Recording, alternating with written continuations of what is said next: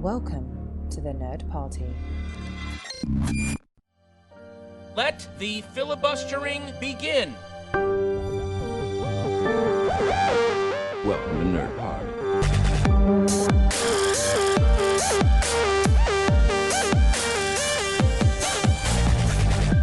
Hello and welcome to Filibuster here on the Nerd Party Network. In this episode, we look back at the 2021 Edinburgh Film Festival, share some of our highlights and experiences, look at the forthcoming at long last Our Ladies, and share an interview with one of its stars, Marli Siu, from our archives. So Dallas, first up, another virtual festival in the bag for us as press, but a blended success for Edinburgh this year. How was your festival experience? Entirely online.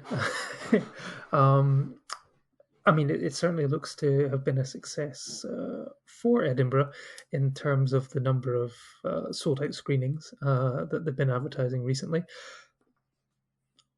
Creative accounting, the cynic in me might say, given the fact that there was social distancing in all the screens, so therefore there were limited capacities, which was the main reason why I did not attend in person, because I was unable to guarantee getting a ticket for Annette, which was the one that I really wanted to see on the big screen. So I decided to stay in the comfort of my own home and watch everything online. So yeah, virtually in attendance, but waving hello from the distance. What about yourself? Yeah, very similar. Mine was all online. But you're in Edinburgh. You've got no excuse. Yeah, I know. I think the problem was that when it kind of got announced, I think it was a bit tricky at the start because it was announced like pressers opened, but like the tickets had already gone on sale, and you were kind of that torn between going, well, I might buy the tickets, but I might have the chance to see this as press at like a screening. But you're always kind of conscious with it being such small ticket numbers. You're like, I could be taking away a ticket from someone that might not get the opportunity I have. So I kind of left it very last minute. Stance to take. I'm of the sort of first world problem person who is like, it's great that I've got a press pass, but I kind of would like them to announce the press list before public screenings go on sale, so I know what I need to book for. But it's nice that you were, allowing, the commoners among us who don't have a press ticket in order to see it on the big screen. Very noble of you. Yeah, that's just me, but I think it was just tricky as well. Like those things that I would have maybe got tickets for, things like Pig, for example, but I kind of thought, well, that's going to be out on Friday in UK cinemas. Well, it is out in UK cinemas. It's not out in Edinburgh, so unfortunately I watched that one as a screener. The beta test, I ended up kind of wanting to watch that one in the cinema. I had to do with the screen for that. And Annette is, a film that is certainly receiving mixed reviews, if we're being generous. That's a film where I feel like I just need to watch that one in the cinema. I'm not sure what way I'm going to fall on it, but I'm determined that being in the cinema for that one's the best way to go. So it was largely a week of screenings, though I did fall short. I started really well, maybe mostly when I was kind of in work, that I was watching quite a lot of screeners, and then I had my family visit on the Friday, had a stag do on the Saturday, faced the consequences of having a stag do on the Saturday, on the Sunday, and just kind of fell behind quite badly with so many films. So there was quite a few that I ended up missing out on, but I got a decent amount viewed and some that really stood out for me. Yeah, no, I managed to get 13 films watched out of 20. I think it was out of 29. Not bad at all. Obviously, there was, after them saying there was no in-person press screenings, it turned out to be one in-person press screening, which is here today, the closing film starring Billy Crystal. So there's still a chance this is going to drop on Wednesday, which is the closing day of the festival, and there is a chance that I might be able to nip along to the Belmont to catch that one in person, but we'll have to see. But a good range of films that I was managed to see, so obviously, highs and lows, but interesting to see what you got as well and what we're able to recommend to our listeners. Yeah, I think a film I would recommend straight off the bat was a film I didn't have really any expectations for. I kind of heard about it, but nothing in terms of, I suppose it's the joy of a world premiere. You're like, there's no positive buzz or negative reviews. You kind of just go in blind. So I checked out The Prince of Muck. I mean, my main intention with that is I'm closing in on my 52 films by women for the year, and I thought, you know what, this is another one to take that box. I'm going to watch this one first this morning, and it's about set on a tiny inhabited island of Muck, which is off Scotland's west coast. Didn't know we had an island called Muck. And the documentary follows sort of how difficult it is to change the habits of a lifetime. This man inherited his father inherited this island in the 1920s, and he has continued to live on the island since. You know, the son of this guy, and it's very much kind of a farm island, and it's all about the challenges that kind of go along with that. So it was one of those ones I found it a really emotional movie to watch, and just a simple man with simple things to do working on an island in Scotland, and it just made you really impressed that the human resilience and ambition that people would have to make the best of living on this tiny inhabited island, and the people's lives that are affected by it. I was really surprised by it. Yeah, no, I watched this one as well, and harks back to a simpler time where people would just inherit an island. Oh, my uncle's passed away. Oh, he had an island. Here you go run it. It's like, oh, cool. Yeah, you're lucky to get enough cash and inheritance these days to put down for a house deposit. So, but yeah, no, an entire island, that's fine. This was a really good one. I think the most interesting factor for me was probably the differences between the older gentleman who's lived his life there entirely, and then the new generation, his son and stuff like that, who seem to have a different idea of what it's going to take to keep the island going and keep it relevant and stuff like that. So there was a lot of sort of combative bits there. But yeah, no, a really sort of interesting. And like you say, I was not aware of this tiny island either. I'm not sure if I'll ever make it across, but yeah, I was thinking, is it going to be pronounced Muck? Is it going to be like some sort of, is it going to be Mick? And they're just playing on that. But no, yeah, Island of Muck. Who knew? Yeah, that's that was the surprise of it as well. And I will give myself credit. I added the Prince of Muck to Letterboxd. It didn't exist until I managed to get it on there because, well, I wanted to add it to my EIF watch list and 52 films by women list. So Prince of Muck, you are welcome for all those 4-star reviews and good reviews that are now being added to that Letterboxd. I've made that happen. That is my good deed for the year. You've done a service to all the journalists doing EIFF this year. Absolutely. So what would you recommend? Well, for me, the standout film was definitely the opening film this year, which was Pig. Nicolas Cage is a truffle hunter. He's got a truffle pig. He loves his pig. His pig is stolen. Cue what many people would probably expect given Nicolas Cage's past output, and the plot line would be a sort of Taken John Wick style action revenge thriller. What instead we got is a much more calm, meditative look at loss, grief, sadness, with the occasional sort of underground chef fight club thing going on. But for me, it's easily Nicolas Cage's. I know people, it's easy and lazy to say it's Nicolas Cage's best performance in years. That is technically true, but he has done some interesting performances in the last couple of years, which people don't seem to watch and merit, but I did. For me, it's probably got the scene of the year, I think, in terms of the, he doesn't use his fists, he doesn't use weapons to take down people in, it plays out like a standard action film plot-wise in terms of that he goes through several different people to get to the big boss in order to get his pig back. And there's one particular scene where he's just sitting at a table talking to the chef of this restaurant, and it's basically how he completely character assassinates this person by talking about his food and his past and stuff like that. Just, he doesn't even raise his voice. He just sets it out, and by the end of it, the character is completely broken. And for me, it's 5-star, one of my films of the year. Yeah, I thought it was a beautiful film as well. I'm gutted I've not had the chance to see this one in the cinema. I'm hoping the film house will maybe add it in the next coming weeks. That's my feeling it will. So I will go see it again. Belmont in Aberdeen during the festival. So I imagine that the film house will pick it up once the festival's over and they have their screens free again for films like this. Yeah, definitely. So a film I really loved a lot and has been on my mind since is The Beta Test. So this was one I'd recommend beforehand from Jim Cummings, who had done Thunder Road. So it's all about a soon-to-be married Hollywood agent who receives a mysterious letter for an anonymous sexual encounter and becomes ensnared in a sinister world of lying, infidelity, and digital data. So yeah, I was immediately sold on this film based on the cast and the plot, and it was one of those ones that delivered. Like, if I've not had the chance to see his second movie yet, it's not made its way to the UK, but I love Thunder Road and the humor in that, where it's just that painfully awkward type of humor that is so hard to do, and I was just kind of squirming in my seat the whole time as this character just continues to get himself deeper and deeper. The highlight for me, if you've watched the movie The Death of Dick Long, which also stars Virginia Newcomb, is like, in that movie she is married at that point to a lying, deceiving man who is looking to, commit crimes. And it's just like, you're watching that going, one day I hope that woman gets a good movie husband, because it's certainly not been the case so far. So yeah, the beta test was one I was gutted I never got the chance to see with an audience. I've heard from a few people that have seen it that it's been a great crowd pleaser.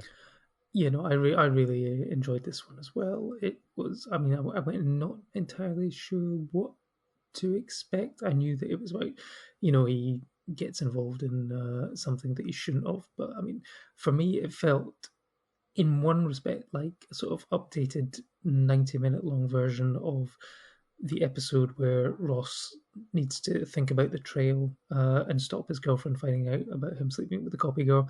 So it's like this man who is, he's a Hollywood agent. He's not a particularly nice person, but he does something wrong. But then, it's about how his world unravels when he grows just the sliver, just a tiny sliver modicum of a conscience, and attempts to go into self-preservation mode and find out, but then also sort of get to the heart of who sent this invitation in the first place. And for me, that's when it kind of goes down this sort of, the film it sort of most reminded me of actually was Under the Silver Lake, which is, 5-star, the most underrated, underseen A24 film of all time. And it felt like similar to that, this sort of, it felt very much like this like secret underground world in LA that he stumbles upon and just goes deeper and deeper down the rabbit hole. I think it'll play really well. Jim Cummings, I thought, was excellent in this. There's one particular sort of physical movement, like this head wobble, when there's a revelation which he wasn't expecting, and it just sort of, it was just one of the sort of finest sort of comic reactions I've seen in several years. It just thought was like perfect and perfectly sort of summed up that character at the moment that he was going through this thing and he just wasn't expecting the thing that happened afterwards. So yeah, I'm not sure. I don't think it's got a confirmed UK release date yet, but I think this one will play well with an audience. If you will probably cause, if you watch it with your significant other, might make for an awkward journey home afterwards. Yeah, definitely. I think the final film I'd probably recommend from the festival that I really enjoyed quite a lot, and that was, I've got my note here, and that was Rebel Dykes. This was a documentary, again, was inspired to continue my 52 Films by Women challenge, and it's an exploration of sort of the lesbian scene in London in sort of the 1980s, with interviews with people that that were involved in sort of the BDSM nightclubs, inclusive nightclubs, sex positive feminism, had battles against TERFs, and sort of the world of sort of like magazine culture, post-punk musicians, artists, squatters, sex workers. All these people get thrown in together in this wonderful documentary, and it was something I was pretty ignorant about, and I came away kind of learning a lot. I mean, I think I watched it on the same day as I watched a documentary about the gig economy, which I thought brought absolutely nothing new to the table, but this was a documentary where I came away learning a lot more about sort of that world and that culture, and something that's unfortunately not had a light shined on it. You kind of think about how kind of repressed that community was sort of during the Thatcher years, and what you kind of come away from the documentary was a lot of oppression going on within the community as well. So yeah, a really insightful full documentary, and I think one that people will enjoy and filled with so many great characters. Yeah, no, I watched that one as well. I think when I started watching it, I think I was expecting maybe something slightly more sort of political, and it was going to be about these women sort of fighting back against government oppression and stuff like that. I wasn't really expecting it to be so much sort of almost infighting, and that the real fights were between different factions within that particular group and movement at the time. So yeah, no, it was certainly an eye-opener, and yeah, that was part of my sort of evening of documentaries that I watched with my wife that night. We watched Bosco as well, and then also like the gig economy one, The Gig Is Up, which Yeah, like you say, didn't really tell us anything new, but I certainly know where to go if I need a free bike. Apparently, I'm under an underpass in Shanghai, it seems. So have you got any other final recommendations you'd like to shout about? Well, for me, I'm probably in the pro Annette camp. I really, having seen the Sparks documentary, this is exactly what one would expect from a Sparks musical. So yeah, for me, it worked. I mean, no, it doesn't work completely, but for me, I appreciated it for what it was. But I'm going to save discussion for that for another week when you've got a chance to see it. We can go into it properly. Other sort of small recommendations would be Ninja Baby was probably, I think, from what I've gathered from sort of crowd reactions and press reactions, probably one of the critical hits and commercial hits of the festival. Absolute Denial was a very interesting animation about sort of primer-esque, sort of this man sort of building this supercomputer and artificial intelligence. Highly recommend that one. And glad to see people were enjoying Mandibles. The Justice for Bunny King. I saw somebody apparently you'd perhaps maybe slightly misadvertised it as a comedy during our previous episode. It's certainly more sort of straight laced, but wonderful performance from Essie Davis in that. And then I think the film which you both recommended, Mad God, by Phil Tippett. I don't even really know what to say about that because I'm still not entirely sure what I watched. It was just insanity in stop motion. Did you manage to catch that one in the end? Sadly not. I was absolutely gutted about missing that one. So yeah, unfortunately not. It's going to haunt me. But it would haunt you if you'd seen it. So maybe you got lightly with that one. Well, it sounds like I'm going to be haunted by Annette when I get to the chance to see that in a couple of weeks' time. Yes, definitely the scariest cinematic baby since Renesmee in Twilight Breaking Dawn. Yeah, so all these will have various release dates, but we go back to maybe 2 years ago, well, nearly 22 months ago, when we watched Our Ladies for the first time, and I don't think either of us could have predicted it would be nearly 2 years later before we would get the chance to see it released in cinemas. So, based on Alan Warner's The Sopranos, set in 1996, a group of young Catholic schoolgirls from the Scottish Highland town of Fort William get an opportunity to go to Edinburgh for a choir competition, but they're more interested in drinking, partying, and hooking up than winning the competition. So, it's been a long road from there to here, Dallas, but how do you feel that Our Ladies is now finally going to get a home release? Well, a cinema release, I apologise. Yeah, no, it was kind of lumped in with that sort of, yeah, it was LLF 2019, I guess it was. So it was like, it was getting a lot of, I missed it at the London Film Festival, but I know that a lot of people were raving about it. So it was that and sort of Saint Maud were sort of two hits, which everyone was really looking forward to. And then it kind of stalled, I think I still remember Our Ladies being the last Cineworld ticket, which I had booked. It had an unlimited preview. I think it was going to be like the first week of April. And even once cinemas had closed initially on like the 20th of March and stuff, that ticket was still there in like, I don't know, in like the brave hope that they might have been able to reopen after a couple of weeks. But obviously that never happened. And then, yeah, I had to make sure that I got the unlimited preview of it back in the end of July, just because, what if the same thing happened again and I missed out and it got delayed again? But I think this one is definitely. I remember when I wrote my review of Run, I think it was meant to be coming out about the same time, so there was going to be two big Scottish films of the year. And I'd said that Run was the Scottish film of the year because that was the one I'd seen. And it was meant to be like a positive affirmation of it's like the Scottish film of the year. And then it turned out to be the only Scottish film of the year. And so I think it's safe to say that Our Ladies will be marketed as the Scottish film of the year. Definitely nothing like Derry Girls. Yeah, I mean, that's the thing that's kind of, it's one of those things, it's interesting now it's going into the world. Like, Our Ladies was a total surprise for me at London.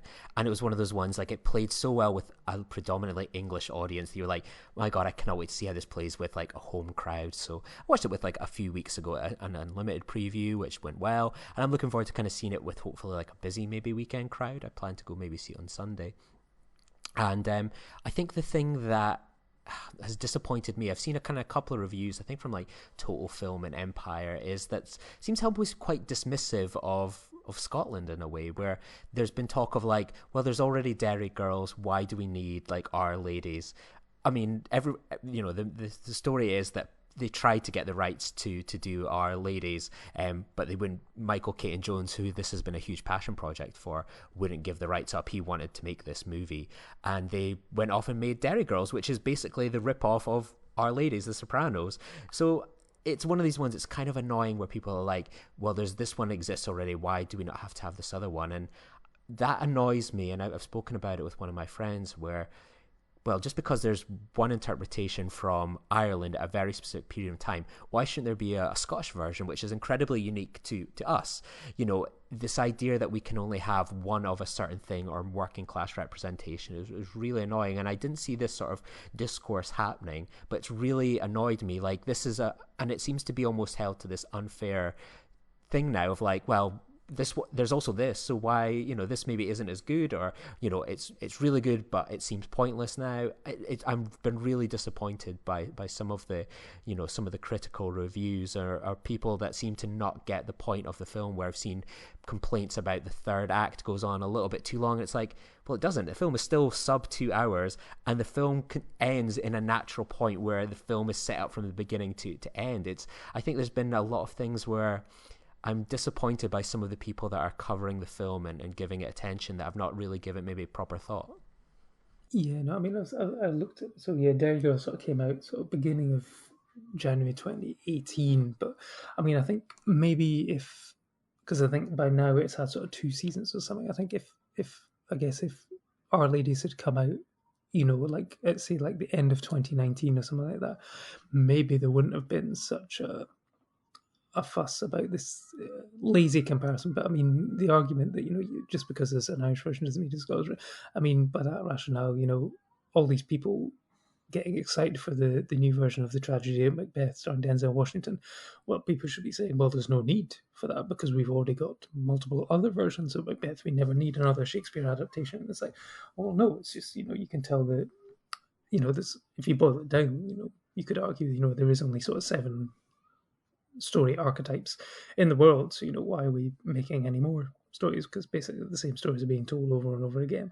So yeah, it's kind of annoying, and it's everyone deserves the opportunity to see themselves, or a version of themselves, or their culture on the big screen.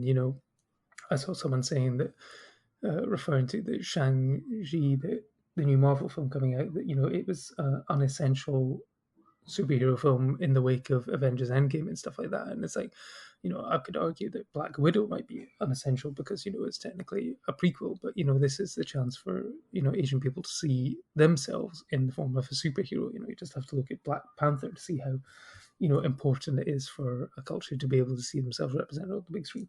So yeah, I think there is absolutely a place for both, and I guess, but it's lazy journalism to just completely sort of discount one because there is another one other there and compare the two. So they're both worthy projects in their own right, and yeah, they should just you should go to Our Ladies with an open mind, and not rewatch any Channel 4 TV series before you do, I guess.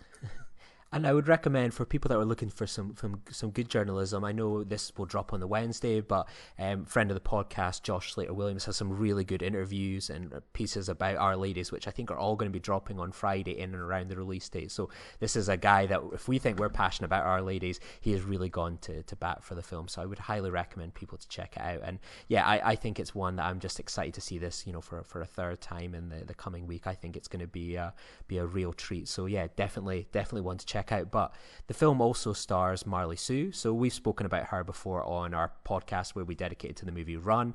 We've spoken about her about Anna and Apocalypse, so we were lucky enough to sit down with her in lockdown last year, and she spoke with us about her career. So we're going to sign off for the day, and we're going to leave you with myself and Marli Siu chatting about the making of Our Ladies and just learning a little bit more about her career. So check out some wonderful films in the coming weeks and enjoy the interview. We'll speak with you soon. Bye.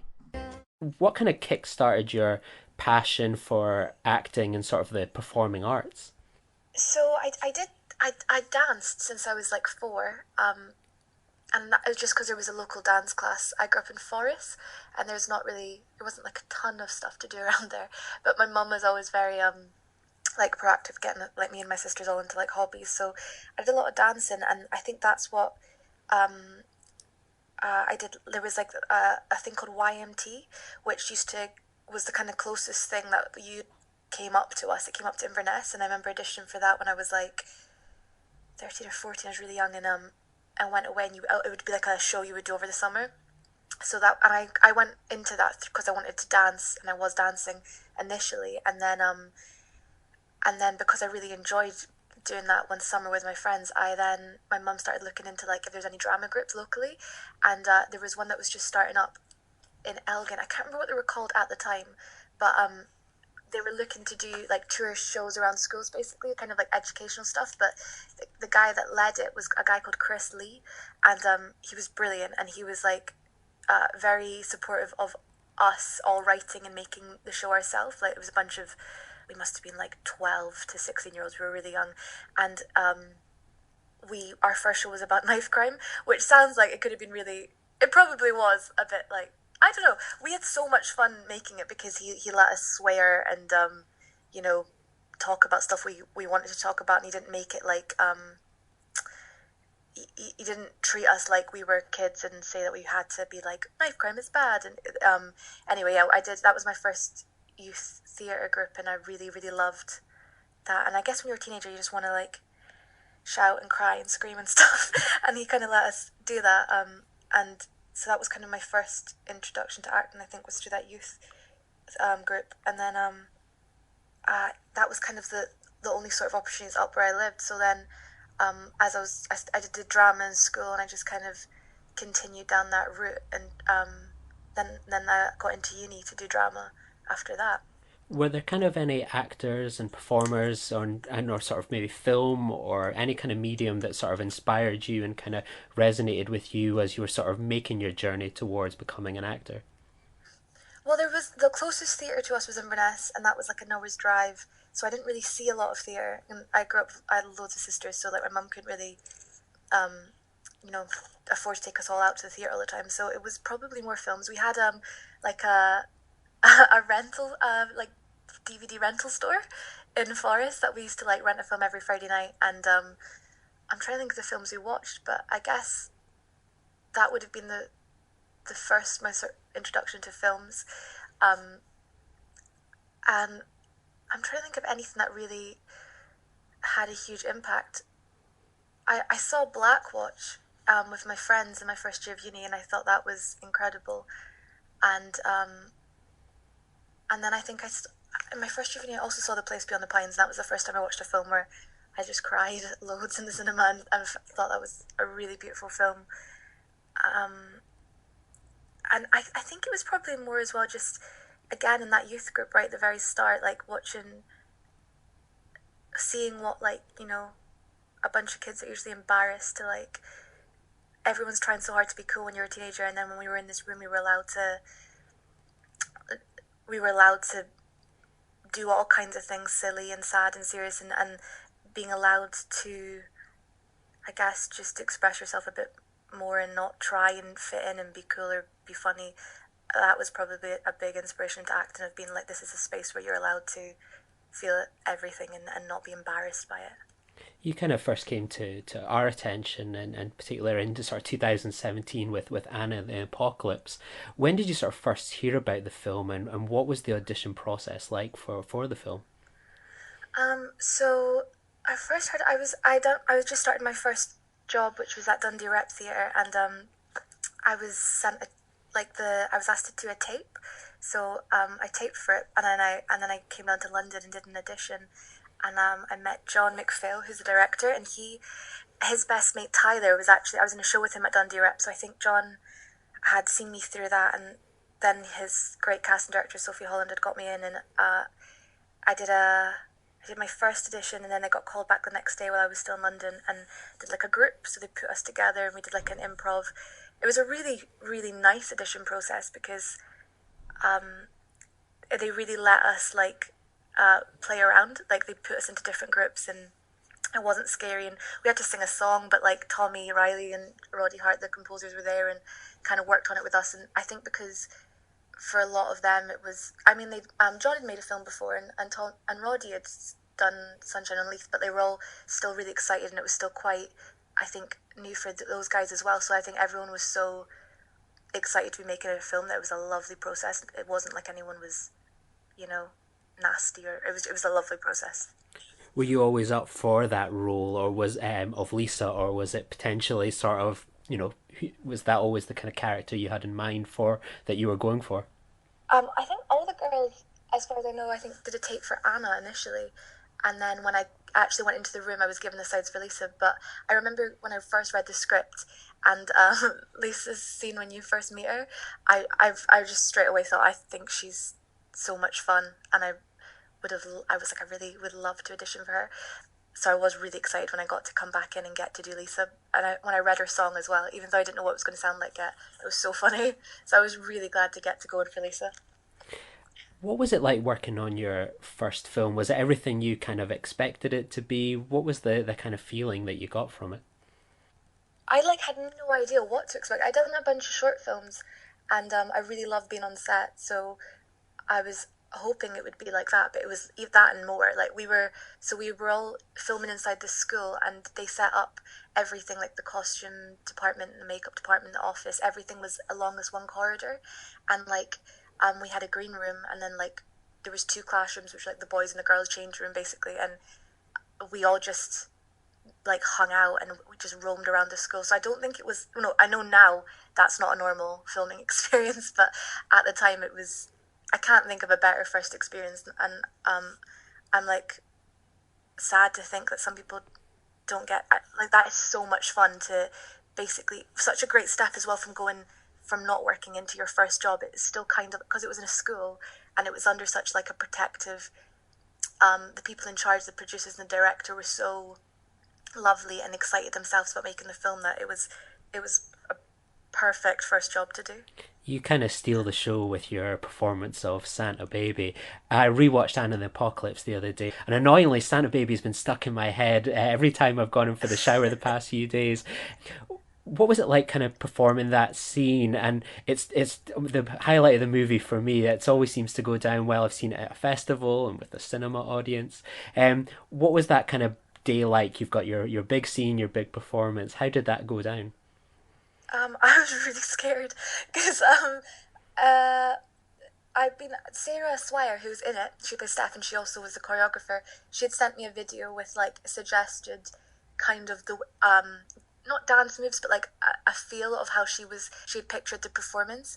Because initially I was like, Sarah, I can tap dance. Do you want me to tap dance during the song? And she was like, let's try and rein it back a bit. And here's some sort of moves that you can incorporate in whatever you feel comfortable. So I had an idea of the kind of routine. I hadn't seen what the boys were going to do behind me. I hadn't seen that dance yet. So when I got there, I got to see them, what she'd choreographed with all the topless Santas, and that was so funny. But I remember putting on the dress and all the hair and makeup and just feeling terrified and feeling really out of my comfort zone, because also I don't find singing comfortable at all. So I found the process, and I remember, and also all the scenes up until then I'd done with other people, so I was comfortable in that kind of area, and this was the first sort of kind of solo moment that I had to do professionally, and I found that terrifying. I thought it was going to be so awful and rubbish, and then when I got to watch it back, I was like, oh, it's okay. And John was he was so lovely through the whole thing. He was just enjoy it, but I was actually really scared before we filmed that. When was the moment that you realised this film had sort of broken out with audiences, and it sort of really developed quite the cult appeal over the past few years since its release?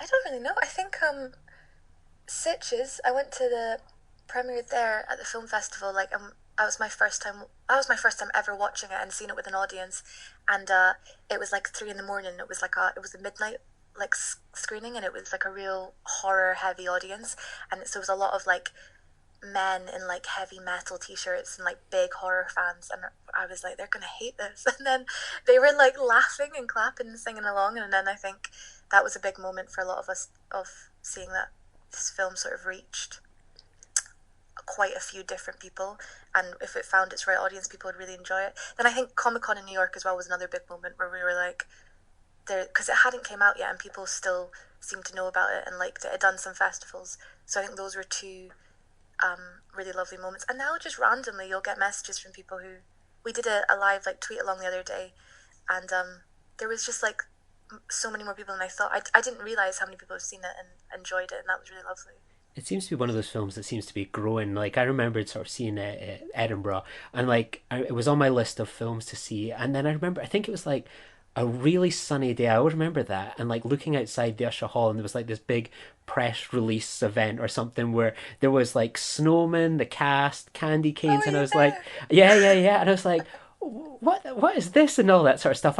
I'll go see this Anna and the Apocalypse. So and then I was like, oh wow, this is going to be something that's pretty huge. And then I think it was like a big karaoke event at night, and it was like, oh, like these people seem really confident this film is going to, you know, be something and is going to grab people's attention. And it was just that little moment I'll never forget. The hot, warmest day of the year, and that snowman outside the Usher Hall. It was so surreal to see.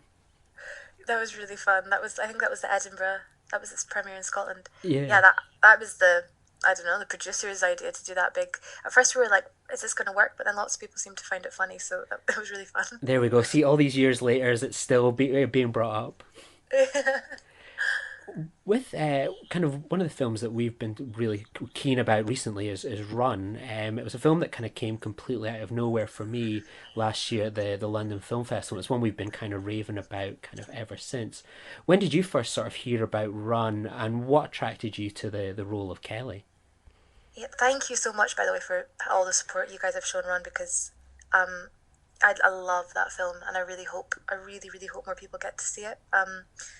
So I got sent a script through, and I had a meeting with Scott and his producer Margaret, and from the email I got from my agent, I had seen Shell, and I like fell in love with that film. And I think I'd even tried, I was really young, I tried to write to Scott's agent or someone to try and get in touch with him, just to be like, I love your film, but I don't think that ever got passed on to him. But so when I saw his name, he was genuinely one of those directors I'd made like a little dream list of if I ever get to work with incredible directors, he'd be one I'd want to work with. So yeah, when I saw his name, I was really excited by the film. And then when I read the script, being set in the Northeast, and I just recognised Kelly in the way she spoke immediately from girls I went to school with, and I just felt like I knew this character and like understood her.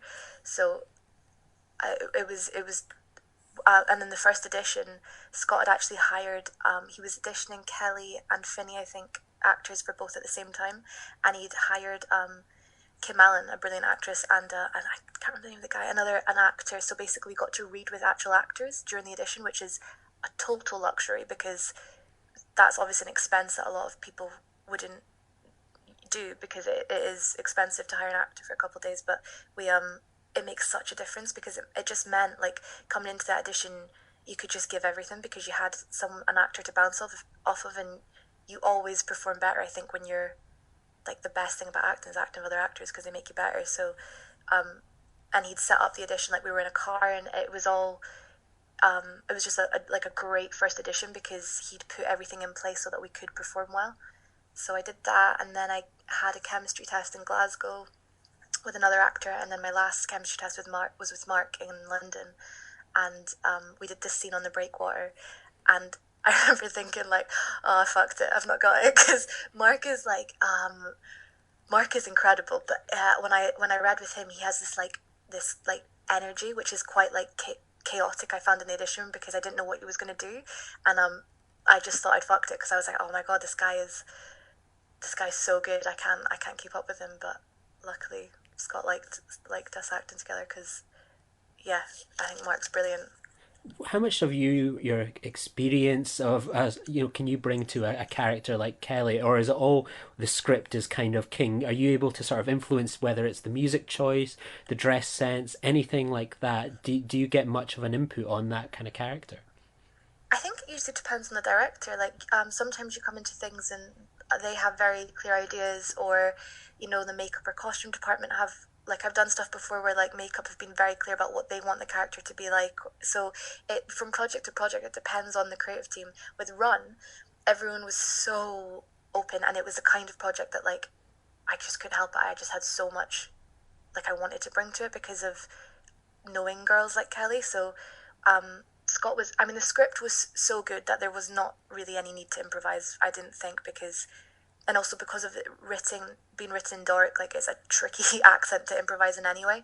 So Scott was like, if you want to improvise, like, that was completely open. But there were some takes that we tried a lot of different stuff, but his kind of script is so stripped back that, like, me and Mark were able to do a million different things within those parameters of those, like, of the lines already there. You didn't need to change what you were saying. You could say those words and make it a million different ways because his script is so good.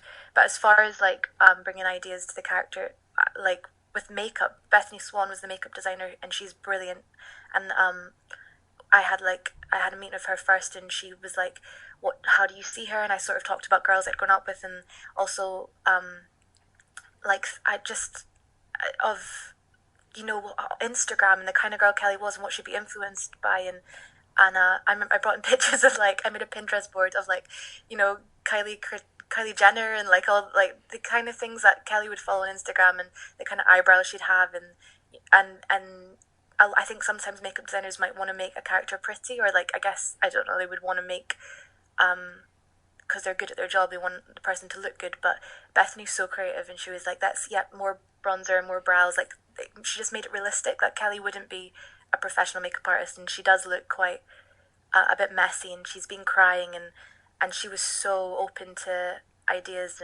And same with Becky, the costume designer. Like, she brought in loads of different things, and then we tried lots of stuff on and sort of created it all together. So it was very collaborative on one of everyone bringing their ideas, and it was so nice to be allowed to come in with ideas. What were the challenges of shooting within a car? You've gone from, say, something like Anne and the Apocalypse, you've got this whole stage, a school to kind of play in, to being sort of in the confines of a boy racer. How do you sort of act within that, where body language is going to be very much restricted to, you're strapped in, you're kind of, sat up the whole time. How do you sort of work with that, and how does kind of someone like Scott direct? So the way it was kind of set up with a lot of the car stuff was, so Simon Tyndall, the cinematographer, was, like, in the back of the car. They took out the back seats, and he was there with the camera. And then Mark was actually driving, and Scott and his first and a couple other people were in a car behind, driving along behind us. And Scott had his screen and a radio, and he would, like, he would watch it, and then we would stop, and he would come and suggest some stuff. And he's brilliant because he just sort of sits back, lets the actors try stuff, and then he's incredibly, like, he's just so good at observing and noticing tiny little things, and he never forces anything upon you. You never feel as an actor, you never feel insecure or embarrassed to do anything, because he tells you exactly how to do something. Basically, he watches you, and then he suggests things, and he gives ideas, and so it doesn't feel like you're failing, because I think sometimes it can, when you're acting, and then a director's like, do it like this, and you should be, that's your job to do it like that, but you can get embarrassed, or you can feel very watched, and if the whole crew hear the direction, you feel like they know what you're meant to be doing as well, so if you don't do it, it's clear you've done it wrong. Whereas with Scott, he would come and very quietly, like, say to me or Mark an idea, or a thought he'd had, and or just remind you of something like that had happened before, and be like, remember, she's feeling this, and what would that do to her? And it's just such a beautiful way of working, because you never feel like you're failing, and you never feel like embarrassed to try it, and you never feel like you're letting down the crew or the director, because everything's the way he does it so privately. It just all feels like you have the room to try stuff out, and you have the room to fail. And also being in a car, and with the way the camera was positioned and stuff, it all felt so private, and it was just a lovely experience.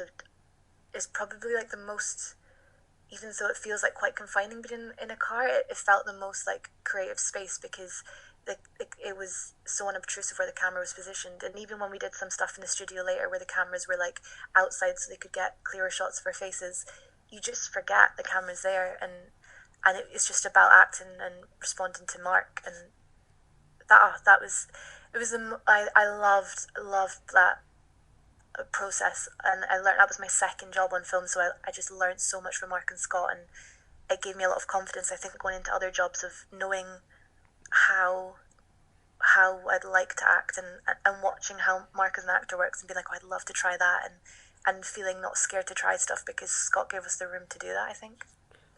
What I love is your relationship with Mark Stanley in this film, that you seem to have something really kind of special together. You play off each other really well. You talked about sort of the audition process. How did you sort of build upon that collaboration when you kind of secured the job to make sure that you were kind of on the same level and to create this sort of lived-in relationship?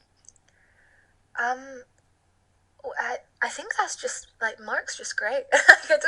We didn't after our chemistry test, I didn't see Mark again until we filmed. He went up to Fraserburgh like, I think 2 or 3 weeks early before we filmed, and worked in a fish factory, so we could actually and just be immersed in it, and know how to work in a fish factory. And I think we joined him like a week before we started, and we had maybe like 1 or 2 rehearsals with Scott where we went through the script and went over our scenes, but Scott, I don't think, wanted to over rehearse it, and because of the fact that Kelly and Finney wouldn't really know each other very well, like Kelly's gone out of kid, but she's probably met Finney a handful of times, and I don't think he wanted to make that relationship too close. But also just hanging out with Mark, as soon as I came up to Fraser, like, he's just the nicest guy, and he's really easy to get on with, and he makes you feel so comfortable that it was just straight away really easy to act with him. I didn't feel like, I've never had a bad experience with an actor where I could imagine working with older actors who've done it a lot, like you would feel judged, or you feel like you need to prove something because they're brilliant, and you want to feel like you deserve to be in that room. But Mark's not like that at all. He's so lovely. Like, he's just an incredible actor to act with. He's very supportive. He gives you loads. And he's just a really nice guy on set as well. Like, he's easy to chat with. He gets on with everyone. So it didn't feel like it was a lot of work to get to know him, because he makes it really easy. One thing I really loved about the film, and when I saw it I thought it was quite a cathartic experience, is that it feels like a real sliding doors movie, even though it's sort of shot and set in Aberdeenshire. Like, I think what goes on in this film is very universal. Like, I grew up like 40 miles from Fraserburgh in a little village called Inch, so it was like I knew of Fraserburgh as a place, and even that 40 miles seemed like it could have been like London for all I knew. Just that's how kind of big Aberdeenshire I always think felt. And when I watched the film, I could see a lot of the characters and people that I knew. Like, I would know the Kellys that had maybe kind of settled down really early, got pregnant and stayed, and there always feels like there's that divide, that people that left and moved on to something else, or those that kind of stayed and kind of made home and settled down. And I think no matter if it's set in Fraserburgh or Texas or anything like that, I think there's something really kind of universal about the film. What was it like for you as someone that had kind of grown up in sort of, rural Scotland and has gone on to, star in films and so on? Did you ever sort of consider Kelly could have been maybe what your life might have been if you'd maybe stayed behind? Oh, yeah, absolutely. Like, I went to school with people like Kelly, so that is a complete reality that I've seen of what, if you do choose to stay in your hometown and get married and have kids, like that was very much a possible option. I guess because I was slightly different to Kelly in the fact that, I'd moved around a lot. I lived in Hong Kong when I was little, and my mum we'd kind of like hopped around different places, and so I never really felt as rooted to a town like people from small towns do, because I guess your family are there, and your friends are there, and I noticed the girls that were like Kelly were the ones that had been to the same primary school and the same high school, and they had all their best friends, and in a lovely way. I was almost a bit jealous of, like, they had such strong roots to that town, and they had such strong friendships, and I've always we moved every time like the rent went up, and I've always been a bit like, I felt a bit more, I didn't really have roots to a small town, so in that sense I felt very different to Kelly, and I don't think I ever really had the same kind of route she would have gone down because of that. And like my grandparents and stuff lived in Edinburgh, and I was born in Edinburgh, so I didn't have as much attachment to forests as like my peers did, or my schoolmates. I don't know why I said peers.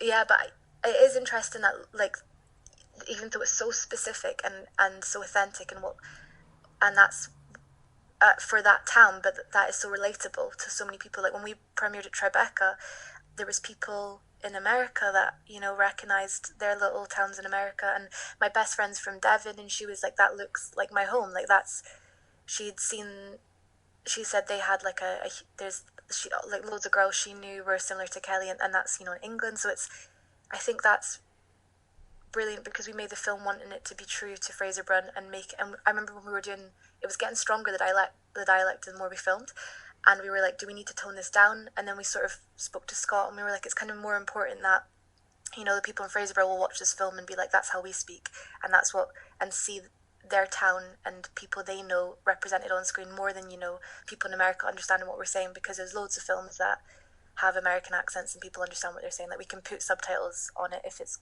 going to be screened in America, and I think I'm really glad that Scott stayed so true to that town, and in doing so still managed to make it so relatable to so many other little towns all over the world. I've always wondered about, I remembered reading sort of last year about sort of the Tribeca cut having the subtitles, and I would love that as some sort of like DVD special feature to see what the subtitles were for these Scottish accents and so on, and whether it was translated, and how kind of American audiences kind of responded to the fits and quines and loons and everything like that. I've always been curious about what it must have been like for an American to watch this kind of uniquely Scottish film.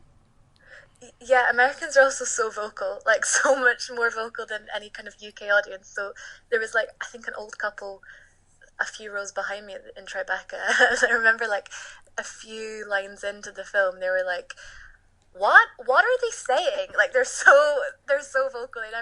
They wouldn't, like an English person would whisper like, what's that they said? But so you knew exactly what they were. Also, they laughed loads. Like, I actually really like American audiences because you know exactly what they're thinking and how they're feeling.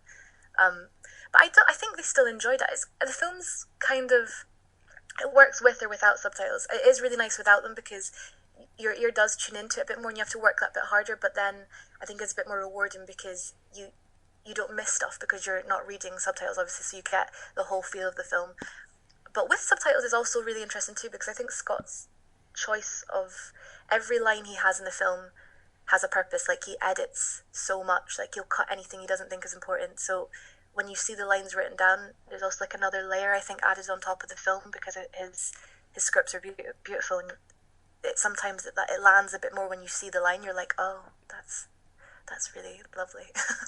Another kind of, it felt like it was the film festival of you last year for us, but we also caught Our Ladies, which I'm so gutted has been kind of postponed till later in the year. I think it's one of these ones that seems to have been, since its kind of premiere in London, it seems to have developed a real word of mouth, the trailer. I know people are really excited for this one later in the year. Our Ladies has been a long-term project for obviously Michael Caton Jones. When did Our Ladies first come to your attention? Was when I was filming Run, actually. I was asked to tape for it, and we were doing night shoots on Run, so I had to tape at like 6 a.m. when I got home, and we were like staying in a B&B, so I had to sing. So I had to sing so quietly, trying not to wake anyone up, and I had to like do that thing when you tape, you record your voice saying the other person's lines, because I couldn't, go wake up Mark and be like, can you do a tape with me? So it was the first time I heard about it, and also, like, my best pal was an understudy in the play version, so I'd seen it like every time she went on stage, so I'd seen it loads, and I knew it was an incredible play, and so then I was really excited to tape for it, and then that audition process was long, because I guess it must have been a nightmare for Caroline and Michael, the casting director, because they had to, it's kind of 6 even parts for 6 girls, and they had to, I went in for I taped for Kay initially, and then I read for Manda, then I read for Shell, so there was a lot of like swapping girls around, and then we all got mixed together in groups, so it was long, so that was March that I first taped, and then there was auditions all through summer and chemistry tests until we actually ended up filming, which was like October. What was your experience like working on Our Ladies? I mean, again, it's sort of another one of those ones. It seems to tie in well to kind of the Scottish experience, that kind of going from villages and towns into kind of the big cities. Because we used to do that, like from our school. We would travel from like the northeast all the way down to Edinburgh for like to watch a rugby game, and we would go like just wild. Like we'd have like, you've got 4 hours to yourselves, off you go. And you would just like, it would be going to the HMV, it would be going to like pubs trying to get in underage, all these sorts of things. It seemed to really kind of nail that Scottish experience of what it's like to kind of arrive in Edinburgh and go, oh my God, this feels like the biggest place on earth. We had the exact same. We got to go to like rugby trips like once a year down to Edinburgh. So that's so funny. Like, that must be a small town thing. Absolutely. Up to Murrayfield. Yeah. Yeah, totally. That's the excitement of coming from a small town, and that genuine excitement of going to like Topshop or HMV, like, because in Forest we didn't have like the nearest clothes shop. You had to get a train to Inverness to go to New Look. Like, there just wasn't. So going to Edinburgh and having a street full of shops of clothes and CD, like, that is so exciting. So yeah, that was completely nailed on the head how accurate that feeling was, and it was really fun because we filmed in Glasgow, Edinburgh, and up in Fort Williams. We filmed all over the place, and it was quite funny, like shoving us all on a bus and sending us off. We had so much stuff where we filmed on a bus, that because it was so hard. I don't know what happened, but we kept, I don't know if it was the light or locations, or we kept missing stuff, so we spent weeks on that school bus going round and round in circles trying to get some of those shots. So every time we see the bus, it's kind of like a running joke about how much we hated that bus. How did you and sort of the other ladies develop that kind of fantastic relationship that we see on screen? It feels like you have been through like 6 years of school and kind of primary school together. Did you sort of get the chance to work together before the film, or was it sort of built on those long days stuck on a smelly bus probably? I think, yeah, the filming would definitely have added to it. And when you film with people, you just do get really close because you're spending so much time with them, and it's really fun. And some of it's really hard, so like you form really good relationships. But yeah, we actually had, I think, 3 weeks rehearsal before we got to film, I think, which Michael really like fight for, because it was really important to him that we all had that chemistry, and it could be believable that we all knew each other, because I knew Sally from youth theatre. We did NYT together when we were really young, but like didn't like we'd spent like a couple of weeks in the summer together, so didn't know anyone super well. And I think it was over the 3 weeks rehearsal that Michael started it by like getting us all in a room together, and with the idea to go over scenes, I think. And it's quite funny because when I first met Michael, he did one-on-ones with us all first to just go through the script and talk about it. And he's quite, he's worked in the industry forever, and he knows it inside out, and he's not intimidating. He's lovely, but like I also felt like he's quite a big personality, so I remember being like quite quiet in our first meeting, and he like spoke a lot about his ideas and the sort of process that had got him to this. And then as soon as he got in the room with the six of us, you just like, when there's 6 girls in a room, and especially us 6, like, you just didn't get a word in. Like, it just kind of, I think also because we were leaning into the characters and the kind of relationship that we would have, and they're all quite rowdy, and it was just really funny to notice the shift in control. Like, as soon as the rehearsal started, I think we sort of took over, and he sort of ended up just leaving us to it to like hang out and just become friends, I think, because and I think he was quite happy to watch that and not try and control that too much. One thing I think is great about this, and I know from friends that are really excited for it kind of here in Scotland, is that it's a film about Scottish women. Majority of it is Scottish women, Scottish characters, and women somewhat often feel underrepresented in sort of films made here in Scotland. It's often told through sort of a male story or male gaze. What's it like to be part of like, a pretty rare opportunity of like, this is Scottish women going and doing what Scottish women want to do, and people can kind of relate to that? Do you kind of feel like Our Ladies is going to kind of bring in an audience that feel maybe a bit underrepresented? I hope so. I really hope that people will feel like, or yeah, Scottish women and girls will feel a bit more represented on the screen, because I definitely didn't, growing up, didn't feel massively. I remember having a conversation with my friend. We were in high school and we decided we wanted to be actors, and I just realised that everyone on screen was English or American, the girls anyway. I mean, there was like Trainspotting, but that is, predominantly about, it is like kind of Scottish men more. So I was like, why would they ever cast Scottish girls to do English accents when you could just cast English girls? That was me being very naive as well. But I just, I didn't feel like there was any kind of stories about Scottish girls out there. And I'm really glad that Our Ladies has came along, and really lucky that it came along at a time that I could be part of it.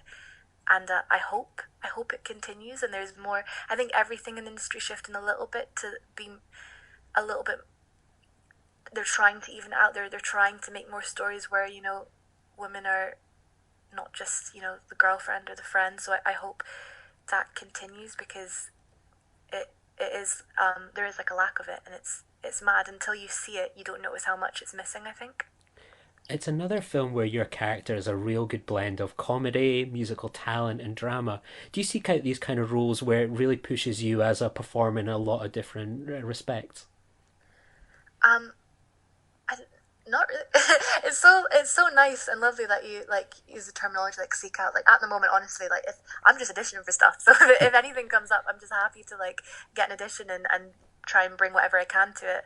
And if it's challenging, of course, there's certain jobs that come up and you're like, there's not really a lot to do here. So when this stuff comes up and you can, do things, lots of different things within that role, I'm always more excited by those jobs. And I think unconsciously you always do. You try that bit harder for the stuff that is really exciting. You can bring a lot to. The fact that I think Lisa and Kyler are both musical and have the comedy aspect, that's not something that would necessarily draw me, because I find music quite scary, but it's just when I did read the Our Lady script, I thought Kyla was so cool. Like the first time you meet her when she's singing in the band, and then she lights up a cigarette, I was like, oh my god, that's such a cool character. I wish I was as cool as her. So I definitely have gut reactions to characters and scripts and think I would love to try that. And the fact that they are different from each other, I think there is definitely if you have done something before, you don't really want to do it again. You want to try something different. So I definitely think that whenever I read a character that is slightly different to someone before, I'm a bit more excited to try that. So I guess, if there's a character that comes up that if there's something new in them, or even if they're written similar, I'd always try and do something different with them, just because it's more exciting, I think. I remembered relating to your character briefly in the film when she was like, oh, I would just love to work in one of these music shops. And I remember just as a kid, the idea of I would just love to work in a Blockbuster video. That would just be the best job ever. So, it was one of those ones. It was those kind of goals of, people that kind of live in sort of the quieter towns and so on, of that seems like the best possible kind of job on the planet. I thought that was a really good touch. Yeah. I think that was maybe from Alan. The writer of the book, who got that totally accurate. I was I really wanted to work in a cinema, and then I did, and it was not fun at all. I'm sure if you work in somewhere like the Cameo or somewhere with independent cinema, you might have. It wasn't as everything I dreamed it to be. On the horizon, there's Alex Rider, which is something I've kind of been aware of, but kind of never read or checked out. It seems like quite a change from your usual films and TV. What can people kind of look forward to in Alex Rider when it comes along? It's really fun. I'm really excited for people to see Alex Rider. It's just really well done. It's exciting. There's a lot of action. The DOP bed is shot really beautifully. It looks really cool. It's kind of just I really hope people like it. It's exciting, and it's a bit more, I guess, commercial than the films that I've done. And I think the acting's really good in it, and as in the lead guy Otto, who plays Alex Rider, I think he's brilliant, and Brennick, who plays his best friend Tom, he's really good, and it's got Vicky McClure, who's amazing, and Stephen Delane, who's amazing. So it's got a brilliant British cast, and the books, I hadn't actually read the books, but a lot of my friends had, and they managed to, the guy who's adapted it for TV, he's managed to sort of bridge between the excitement and the fun of the books, and then also make it a little bit more adult, I think, so it reaches a few more people audience wise. So I really hope people are going to like it. I think it's really fun. What can you kind of tell us a little bit about your character? You're quite well represented in the trailer, and am I detecting sort of like a Russian accent as well? Yeah, Ukrainian accent. I think they just wanted to. So my character's not in the books. So Guy had created her to sort of create a character that, like a female presence in the book who could go toe to toe with Alex. That was sort of his idea, I think. And his early on when I auditioned for it, like they said, her inspiration was a little bit of like a young Lisbeth Salander. They wanted like a really she's hacks computers and she's really smart and socially a bit strange, and so that was kind of the inspiration behind the character. And then she's one of Alex's classmates in the school that he gets sent to, and I think they wanted this because this school is full of like billionaires' children, and they're all from all over the world. They wanted all to be like different accents and from different places. So I can't remember how we reached Ukrainian. I think they asked me in the auditions like, what accents can you do, and that's kind of I have like my mum is her mum was from Ukraine, so that's why I went down that route, because I was like that could be interesting. I haven't done that before, but I really hope the accent isn't too awful. But yeah, she's a really fun character, and I know, yeah, again, something very different. So I was really excited to try someone completely out of my comfort zone. It'd be quite funny if you're like listing off all these accents you can do. I can do a Doric accent. Yeah, let's go with that for Alex Rider. That could have been quite an interesting alternative universe. I know. I didn't even suggest Doric. I should have pulled that one out. I think Doric was harder than Ukraine, to be honest. What was it like, sort of like swapping sort of the kind of, the indie kind of background for these sort of big budget TV shows? Was it very much a kind of an exciting proposition and so on? And when can kind of people expect to sort of see Alex Rider? Is it going to be a sort of a streaming service, kind of TV network? And when will it be kind of out? I suppose no one knows when anything's going to be out at these kind of moments, I guess. No, everything's a bit up in the air, isn't it? Sorry, when will it... I'm not actually sure when it's coming out. It will be sometime this year, I think. I don't really get told stuff, and the stuff I do get told, I get told not to talk about. And it will be in... I think you'll be able to see it in a few places, which will be good. My God, what can I actually tell you that's not... I think they are aiming for... They're meant to be announcing stuff soon in the next couple of weeks, so hopefully we'll all know soon. It's quite amazing that you've sort of blended TV, film, theatre, web series so much. Is it kind of exciting to try all these different mediums and kind of have quite the portfolio of work underneath your belt like that? It is lovely. That's kind of the dream, to get to jump between all of them, and I've just been really, really lucky that the things that have came along have just been really nicely timed out. Because also I played at the National just over December and January, and I hadn't done theatre in like 2 years. So, and the longer I think you don't do theatre, the scarier it gets to do it again. So I would love to get to keep doing all three. And also like indie films they were always like, that's what I first started, like fell in love with acting. I would love to get to do that for as long as I can for the rest of my... If I could work in indie film for the rest of my life, I'd be happy. But it's really nice to get to also try all the different mediums. And also, yeah, like doing a bigger budget TV show was really fun, and it's another skill. Like there's a lot more that goes into setups, and it's quicker. You kind of have to, like in theatre and in indie film, I think you have this lovely kind of rehearsal process, and you can really feel like you can try loads of different stuff and bring like a really well-rounded performance, or you can try your best with a director to create something you're really proud of. TV, you've got to do it so much faster, so I think that's such a skill to have, to be able to like not do a bad performance by just showing up. You don't get any rehearsal, so I think being able to balance and get to jump between them all is a great thing, because you keep all those skills alive, and I think all of them are really important to be able to do. Join the revolution. Join the Nerd Party. Welcome to Nerd Party.